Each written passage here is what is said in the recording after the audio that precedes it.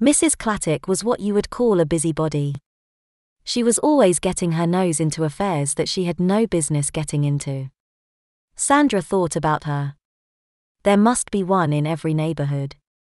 Sandra turned and looked directly at Mrs. Clattock. "Well, hi there," she said when the nosy woman was within earshot. "I was just on my way into the store when I looked up and saw you." Mrs. Clattock responded, "We have not seen much of you since the summer started, and I was wondering if everything was okay." She asked in her usual nosy fashion. "Everything is fine. We have just been busy. You how it is?" Sandra said, trying to make pleasantries. Lizzie meanwhile was worried. She had just gotten out of the stroller and into the car, it seemed, when she heard the voice of Mrs. Clattock.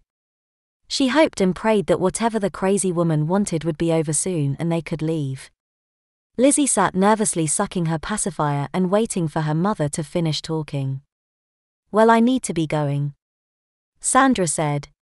"Of course," Mrs. Clattock responded and turned and walked away. Sandra looked as Mrs. Clattock wandered off and wondered. Has she seen anything?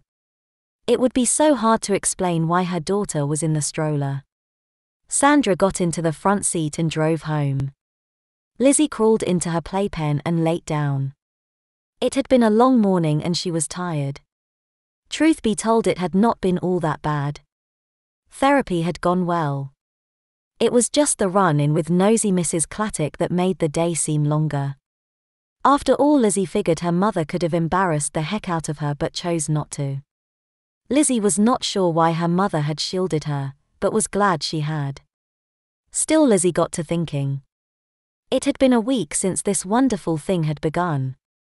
She was in a constant state of bliss. After all, it had been her dream to be a baby again. Now she was one.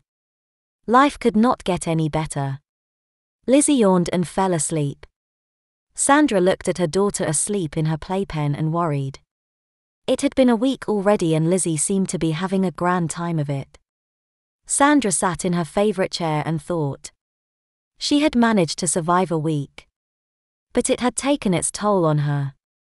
She had forgotten how hard taking care of a baby was.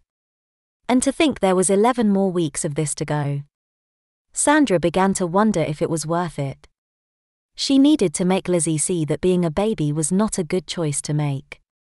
But it seemed that Lizzie was relishing every part of this little adventure. Still, it had some good moments.